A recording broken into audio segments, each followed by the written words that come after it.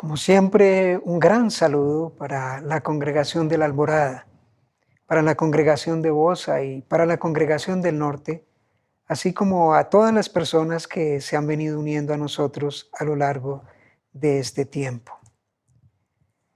En el Salmo 135, versículo 6, nos encontramos con una declaración extraordinaria y contundente acerca de la soberanía de Dios. Dice allí, Salmo 135, versículo 6, todo lo que Jehová quiere, lo hace, en los cielos y en la tierra, en los mares y en todos los abismos. Y esta declaración nos demuestra que no existe absolutamente nada, que no existe absolutamente nadie que pueda impedir a Dios, que pueda limitar a Dios en el cumplimiento de su voluntad, en el cumplimiento de sus propósitos, en el cumplimiento de sus promesas redentoras, en el cumplimiento también de sus promesas de juicio. Dice, es categórico. Todo lo que Jehová quiere, lo hace. Y en todo lugar, en todo el universo, en los cielos y en la tierra, en los mares y en todos los abismos. El profeta Daniel expresa esta misma realidad en los siguientes términos. Daniel capítulo 4, el versículo 36, dice, todos los habitantes de la tierra son considerados como nada. ¿Y cuántos son los habitantes de toda la tierra? Bueno, millones y millones de personas. Y dice que son considerados como nada. No son nada frente a Dios. Y Dios frente a toda esa gran multitud y que incluso se le resiste a Él, que está en contra de Él, dice, Él hace según su voluntad en el ejército del cielo. No se hace la voluntad de las mayorías, sino que se hace la voluntad de Dios. Él hace según su voluntad en el ejército del cielo y en los habitantes de la tierra, y no hay quien detenga su mano y le diga, ¿qué haces? Bueno, muchas veces el hombre, en su orgullo, en su arrogancia, tiene la osadía no solo de cuestionar a Dios, sino que aún más ignora a Dios. No toma en cuenta a Dios, intenta eliminar a Dios, intenta levantarse abiertamente en contra de Dios. Pero todo esto, todas estas escaramuzas contra Dios, esto no significa que el hombre en lo más mínimo pueda frustrar o limitar a Dios en su accionar. Porque lo vimos ahí uniendo esos dos versículos de los Salmos y de Daniel. Todo lo que Jehová quiere, lo hace. Y no hay quien detenga su mano. Ahí estoy uniendo dos partes de esos versículos. Y el libro de Esdras, que empezamos a estudiar, nos muestra de manera especial esta gran verdad acerca de Dios. Esto no es solamente una teoría, sino que, como vimos, Dios está dirigiendo la historia. Dios está en control de la historia. Dios está dirigiendo la historia a un fin determinado, no por el hombre, sino un fin determinado por Él. Lo vimos ahí, Esdras, capítulo 1, el versículo 1. Dice Esdras 1:1, en el primer año de Ciro, rey de Persia, para que se cumpliese la palabra de Jehová por boca de Jeremías, esa palabra que Dios ya hacía más de 70 años había anunciado, dice, despertó Jehová el espíritu de Ciro, rey de Persia, el cual hizo pregonar de palabra y también por escrito por todo su reino, diciendo. Aquí se nos describe la intervención extraordinaria de Dios para liberar a su pueblo. Su pueblo ya llevaba 70 años allí cautivo en Babilonia.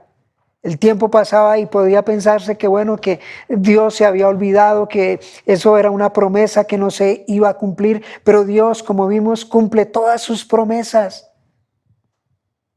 Y recordemos, ¿qué hizo Dios para cumplir su promesa? ¿Qué hizo Dios? Bueno, Dios primero levantó un nuevo imperio, levantó un nuevo rey, a Ciro, rey de Persia. Pero no solamente levantó un nuevo rey, sino que en segundo lugar intervino de manera directa en la vida de este poderoso rey Ciro, que era un hombre pagano y quien había llegado a conformar un gran imperio que terminó sometiendo al poderoso imperio babilónico. Gracias a la intervención directa de Dios en la vida de Ciro, en el corazón de Ciro, de que Dios llega al corazón de todos los hombres, aún de los más poderosos, fue que Ciro promulgó un decreto para que todos los judíos que quisieran regresar a su tierra para edificar al templo, lo hicieran. Esdras capítulo 1, el versículo 3. Dice, quien haya entre vosotros de su pueblo, sea Dios con él, y suba a Jerusalén que está en Judá, y edifique la casa de Jehová, Dios de Israel. Él es el Dios, el cual está en Jerusalén. Pero además hay otro detalle no menos importante. Dios permitió que Ciro incluyera en este decreto la provisión de los recursos económicos necesarios para la reconstrucción del templo. Se necesitaban recursos, bienes para reconstruir, para hacer la obra del Señor. Versículo 4, y dice, y todo el que haya quedado en cualquier lugar donde more, ayúdenle los hombres de su lugar con plata, oro, bienes y ganado, además de ofrendas voluntarias para la casa de Dios, la cual está en Jerusalén. Esto es algo extraordinario viniendo de un hombre pagano y de un rey que le interesaba recibir más y más tributos, pero aquí está facilitando para que el pueblo de Dios suministre los recursos necesarios para la obra de Dios. De esta manera se estableció por decreto que si bien no todos podían ir directamente a Jerusalén para reconstruir el templo, sí podían hacerlo mediante el aporte de los recursos económicos que se necesitaban para la obra. Y aquí vemos un principio bien importante, un principio que sigue vigente para nuestros días. Hoy, para poder hacer la obra del Señor, para poder extender el reino de Dios, bueno, se necesitan de pastores, de misioneros, de evangelistas, de maestros, de personas que estén dispuestas a proclamar allí abiertamente el reino del Señor. Pero naturalmente no todos pueden hacer parte de este llamado, no hacen parte de este llamado. Pero sí pueden hacer parte, sí tienen el privilegio y la oportunidad de apoyar la obra del Señor, la extensión del reino de Dios, aportando precisamente los recursos que se necesitan para realizar la obra del Señor.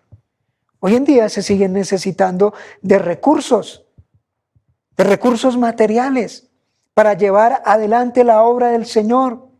Y aún más también es importante que todos intervengan en la intercesión por los diferentes ministerios y por las personas que están al frente de la obra, por los misioneros, por los pastores, por los evangelistas, por los maestros. Vemos así como Dios intervino soberanamente para establecer un nuevo rey y para intervenir en la vida de este rey para que emitiera un decreto favorable a los propósitos de Dios, los propósitos que Dios tenía para con su pueblo, como era liberarlo. Y esto es posible porque todo lo que Jehová quiere, lo hace. Dios de antemano se había propuesto, después de 70 años, liberar a su pueblo. Y Dios estaba encaminando todo para precisamente poder cumplir con este propósito. Desde la perspectiva humana podía parecer imposible, pero para Dios no, porque todo lo que Dios quiere lo hace y no hay quien detenga su mano. Pero Dios no solamente intervino para que se diera este decreto favorable a los propósitos de Dios y para el bien de su pueblo, sino que Dios fue mucho más allá. Y es que podemos ver acá cómo Dios intervino, no solamente para que se emitiera el decreto, sino para que el decreto se cumpliera, para que el decreto se fuera ejecutado. Dios no dejó esto solamente allí en letra, sino que lo llevó al cumplimiento. Y es así como Dios intervino en su pueblo.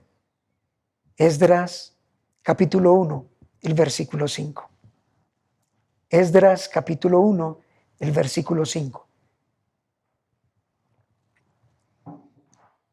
Entonces se levantaron los jefes de las casas paternas de Judá y de Benjamín, y los sacerdotes y levitas, todos aquellos cuyo espíritu despertó Dios para subir aquí, todos aquellos cuyo espíritu despertó Dios para subir a edificar la casa de Jehová, la cual está en Jerusalén.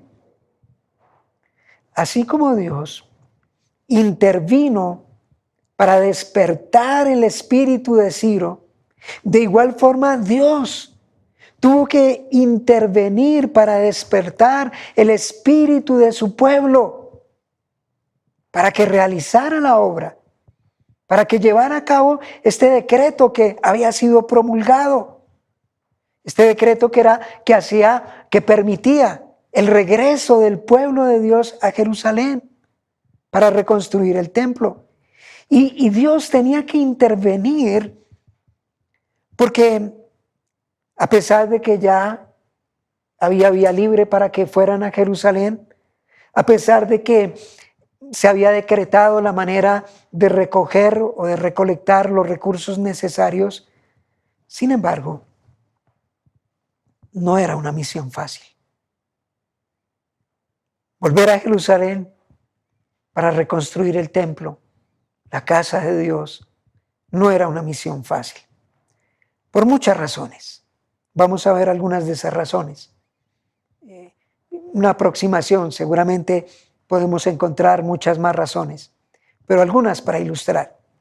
La primera razón, porque el pueblo de Dios llevaba 70 años en Babilonia. ¿Se imaginan esto? 70 años en Babilonia. Toda una vida, toda una generación. Como es apenas normal, después de tanto tiempo, el pueblo de Dios se había organizado allí, se había hecho a la vida allí. Ellos no estaban literalmente presos, ellos tenían libertades, tenían privilegios, ellos podían tener sus tierras, sus casas, sus negocios. Es más, Dios mismo les había ordenado expresamente para que se organizaran en Babilonia, precisamente debido al largo tiempo que iban a pasar allí en Babilonia. Observemos Jeremías. Jeremías capítulo 29, el versículos 4 al 7. Jeremías capítulo 29, versículos 4 al 7. Así ha dicho Jehová de los ejércitos, Dios de Israel, a todos los de la cautividad, el Señor anunciando esto, que hice transportar de Jerusalén a Babilonia. Edificad casas y habitadlas. Allí en Babilonia les dice, habitad, edificad casas y habitadlas. Plantad huertos y comed del fruto de ellos. Es decir, no se echen a morir, sigan allí esforzándose, viviendo la vida. Dice, casaos y engendrad hijos e hijas. Dad mujeres a vuestros hijos y dad maridos a vuestras hijas, para que tengáis hijos e hijas y multiplicaos ahí y no os disminuyáis. Sigan creciendo, sigan fortaleciéndose. Y aunque están en suelo extraño, aunque están como peregrinos, como extranjeros, dice, procurad la paz de la ciudad a la cual os hice transportar. Y rogad por ella a Jehová, porque en su paz tendréis vosotros paz. Ellos estaban como extranjeros, ellos estaban sometidos a un imperio, pero Dios nunca les mandó a tomar las armas para deshacerse de este imperio, sino que Dios con su poder los iba a liberar, porque no con ejército ni con fuerza, sino con mi espíritu, ha dicho Jehová de los ejércitos. Es que Él gana la batalla, que Él gana la guerra contra los enemigos de su pueblo, de su reino, de su gloria. Una segunda razón de por qué era difícil regresar a Jerusalén era porque para aquel momento seguramente que muchos de los que habían sido llevados cautivos a Babilonia ya habían muerto, ya habían pasado 70 años. Y los que sobrevivían, los que aún sobrevivían, pues eran ya personas de edad avanzada. Y las personas de edad avanzada, por lo general, hay sus excepciones, pero por lo general ya no están con la energía y la disposición para emprender nuevos proyectos, ni para hacer cambios radicales en su vida. Por el lado de los jóvenes, era una generación que había nacido allí en el cautiverio. Habían desarrollado hasta el momento toda su vida en Babilonia. Habían asimilado la cultura de Babilonia. Probablemente no tenían grandes expectativas de regresar a Judá.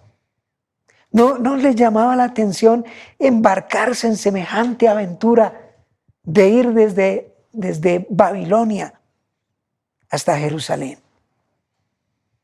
En tercer lugar, porque ir a Judá significaba abandonar la estabilidad, la seguridad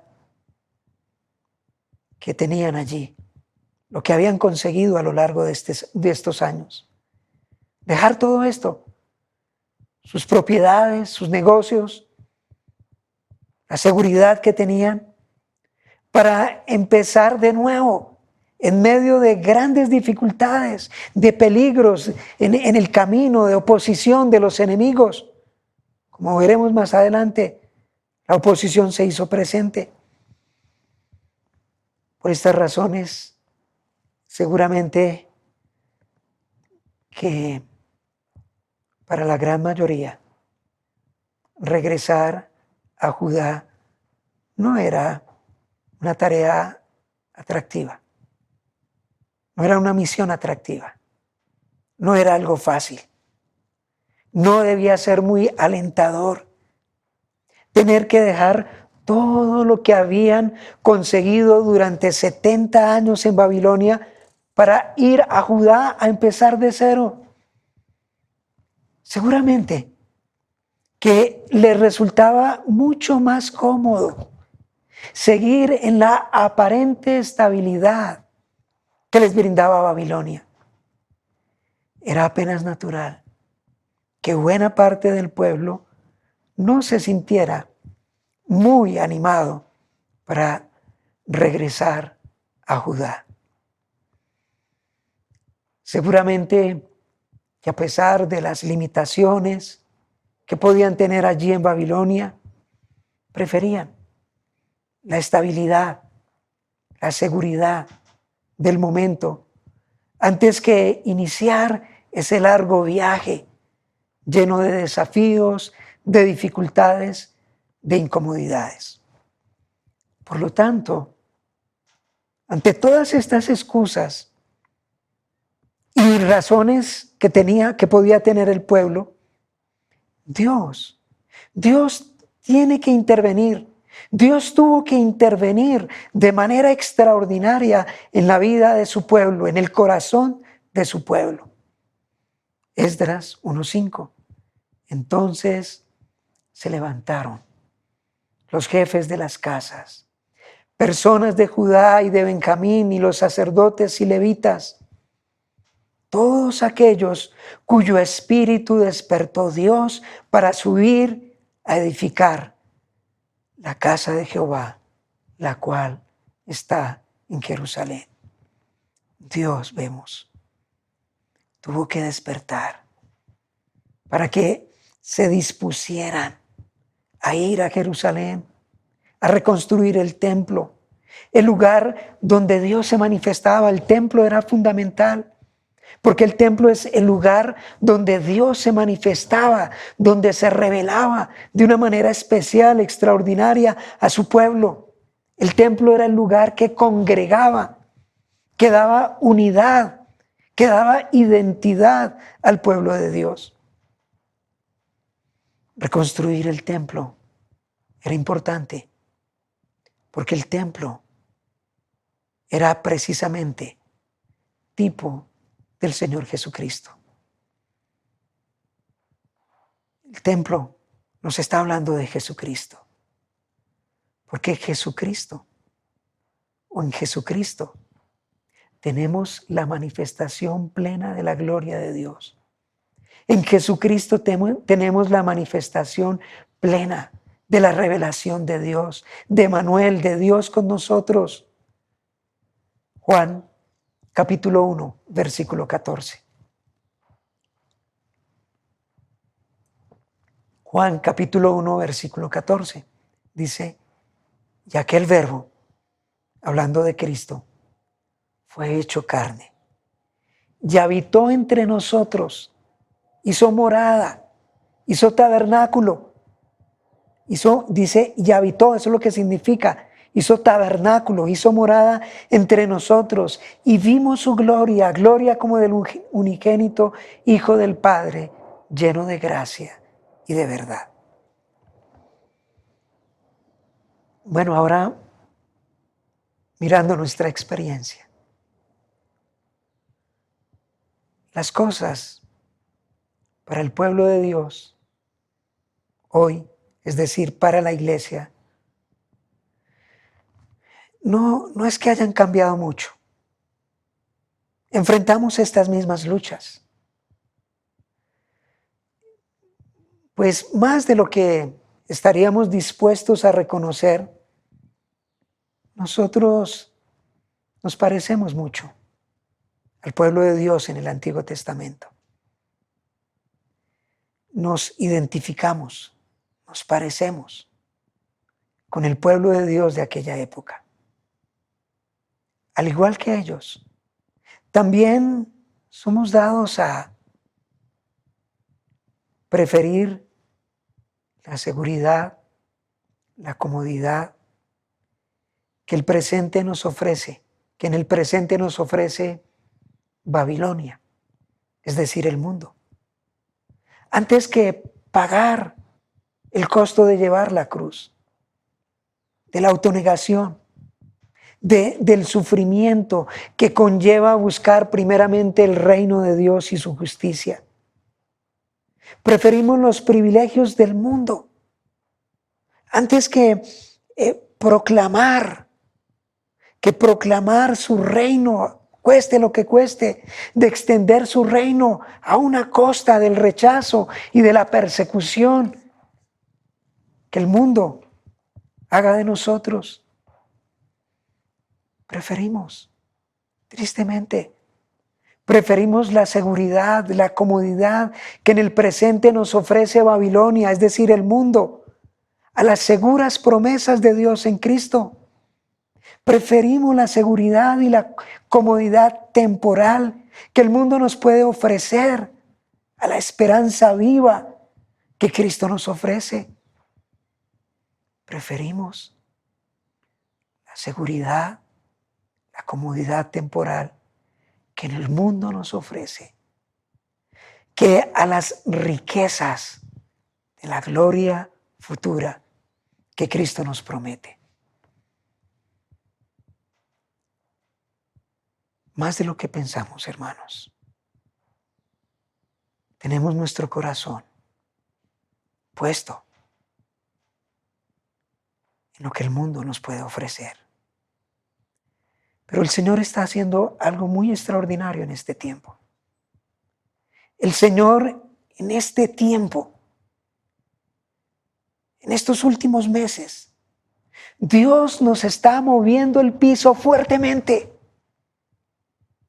Dios nos viene mostrando de una manera especial, de una manera fuerte, de una manera dolorosa, lo inestable, lo inseguro que es este mundo y todos sus recursos. Dios nos está mostrando lo temporal, lo perecedero, lo inseguro. Esto con el propósito de que nosotros, sus hijos, su pueblo, su iglesia, no pongamos nuestra seguridad y esperanza en lo que el mundo nos puede ofrecer.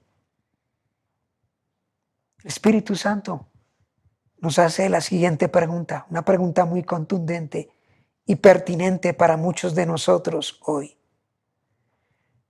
¿Has de poner tus ojos en las riquezas siendo ningunas? Mira esa pregunta. ¿Has de poner tus ojos en las riquezas siendo ningunas? Porque se harán alas como las alas del águila y volarán al cielo, las perderemos, se esfumarán para nosotros.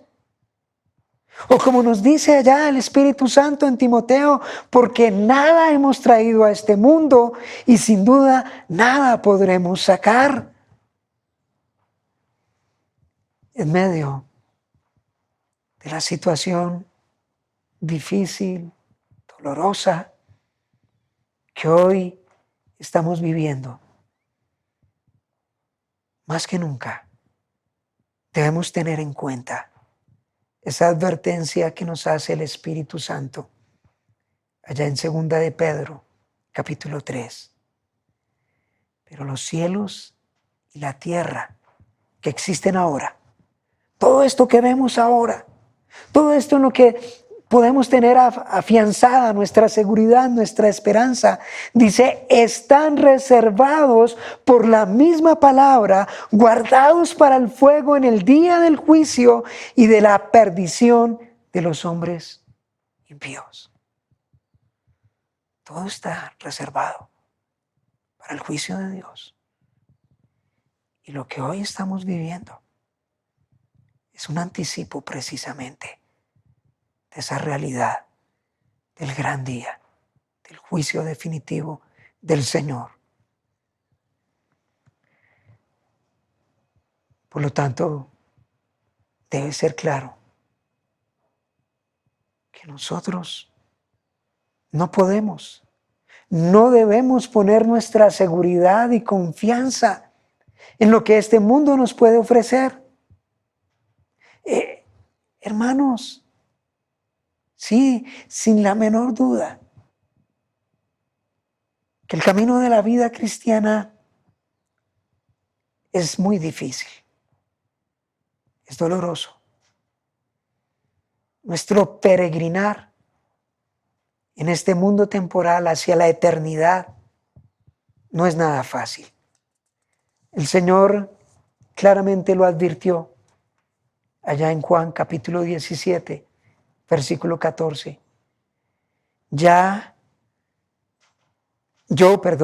Yo les he dado tu palabra, y el mundo los aborreció, porque no son del mundo, como tampoco yo soy del mundo. Nuestra esperanza, nuestra seguridad no puede estar en este mundo y en lo que el mundo nos ofrece.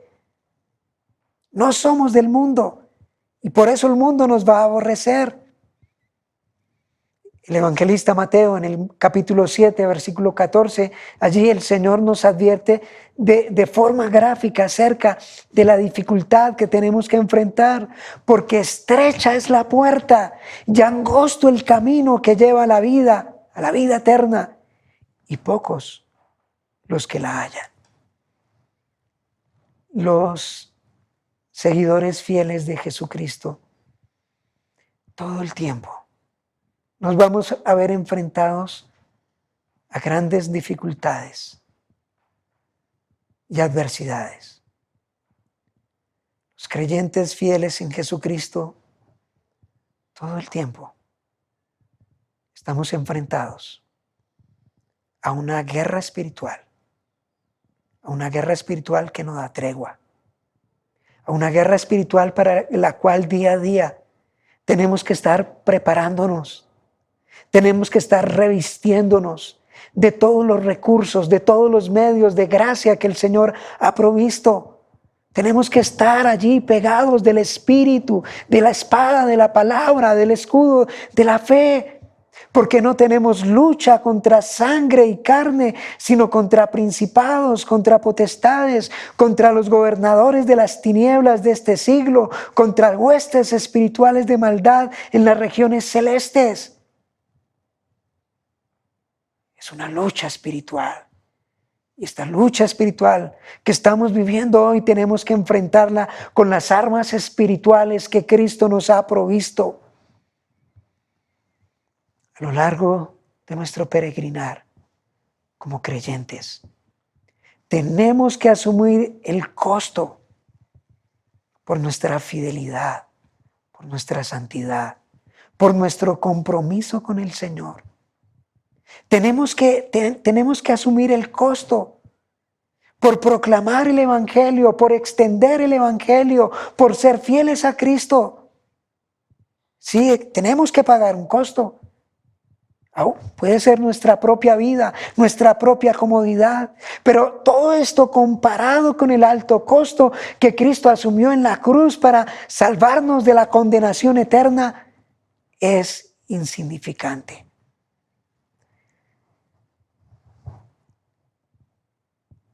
Es una lucha, una guerra espiritual, la que hoy estamos enfrentando. Pero debemos tener presente que no estamos solos.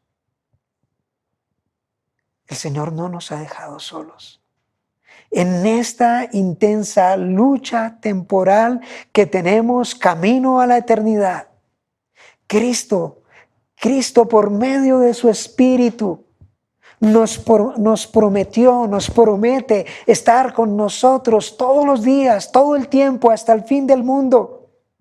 Juan capítulo 14, versículos 16 y 17. Mire lo que nos dice. Y yo rogaré al Padre, y os dará otro consolador. Allí ese otro es otro igual a mí, es decir, Cristo mismo. Y os dará otro consolador para que esté con vosotros para siempre. Subrayemos eso, es para que esté con vosotros para siempre. Y el Espíritu de verdad, el cual el mundo no puede recibir porque no lo ve ni lo conoce, pero vosotros le conocéis porque mora en vosotros y estará con vosotros. El Espíritu mora con nosotros, está con nosotros para siempre. Él nos va guiando en este tiempo y nos va a guiar hasta el final, hasta la gloria. Juan capítulo 14, versículo 26, dice: mas el Consolador, el Espíritu Santo, a quien el Padre enviará en mi nombre, Él os enseñará todas las cosas y os recordará todo lo que yo os he dicho. Todas las promesas de redención, todas las promesas de victoria en Cristo. El Espíritu Santo nos vivifica. El Espíritu Santo nos despierta. El Espíritu Santo nos capacita. El Espíritu Santo nos consuela. El Espíritu Santo de día en día, en medio de nuestra gran debilidad, nos da el poder y la fuerza que necesitamos para poder avanzar con seguridad y con gozo a la meta del supremo llamamiento en Cristo Jesús. Por lo tanto, hermanos, a pesar de nuestras debilidades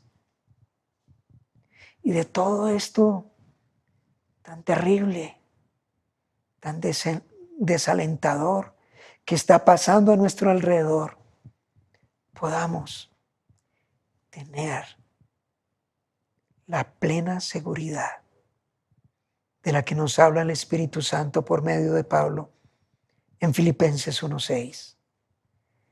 Estando persuadido de esto, que el que comenzó en vosotros la buena obra, la perfeccionará hasta el día de Jesucristo. Esta es una promesa segura.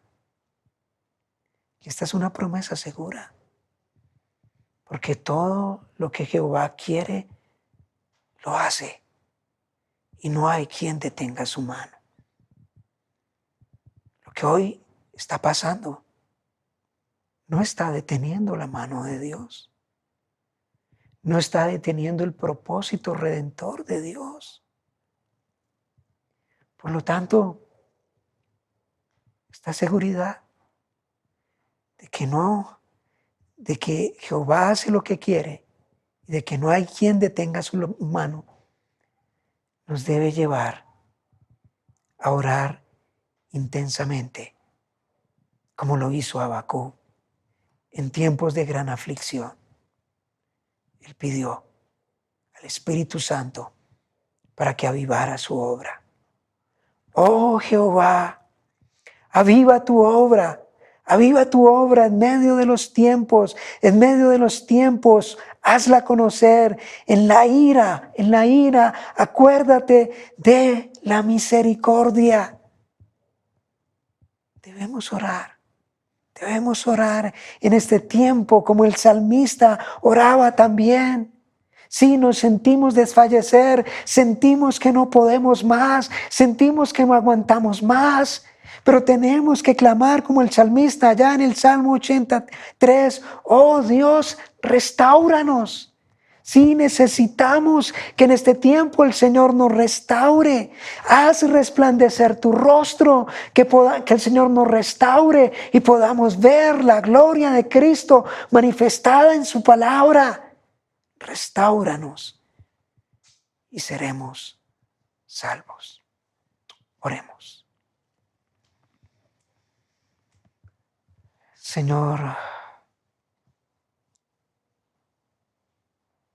qué refrigerio encontramos en tu palabra. Gracias, Señor, porque vienes a afirmarnos en la realidad de que tú eres Dios y de que tú haces, de que tú estás haciendo según tu voluntad, que tú, Señor, haces lo que quieres y como quieres y cuando quieres, y que lo que haces es perfecto, porque tú eres Dios, tú no te equivocas. Sí, tú te manifiestas en juicio, tu juicio se manifiesta contra los que detienen con injusticia la verdad, y estamos viviendo ese juicio, Señor. Pero también tú eres Dios misericordioso, Y rogamos que tengas misericordia de nosotros. Rogamos que quieras tener misericordia de nuestra nación. Rogamos, Señor, porque tú intervengas de una manera extraordinaria en nuestra nación.